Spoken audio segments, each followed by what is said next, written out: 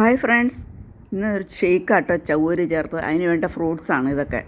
ചവ്വരി 2 spoon വെള്ളത്തിലിട്ടണം, chia seed വെള്ളത്തിലിട്ടത്, കുതിർത്തറുണ്ട്, ഇത് seed പൊടിച്ചത്. ചവ്വരി 1 glass പാലും 1 ഗ്ലാസ് വെള്ളവും ഒഴിച്ച് വേവിക്കുക.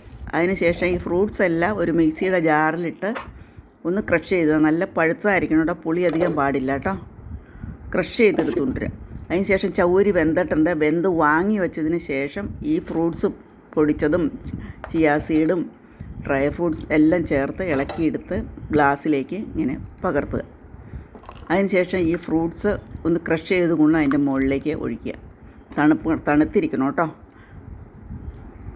എല്ലാം ഒഴിച്ചു. ഇതിനകത്ത് ഞാൻ പഞ്ചസാരയോ ഉപ്പോ ഒന്നും ചേർക്കുന്നില്ല. നിങ്ങൾക്ക് മധുരം വേണമെങ്കിൽ ചേർത്തോളൂ കേട്ടോ.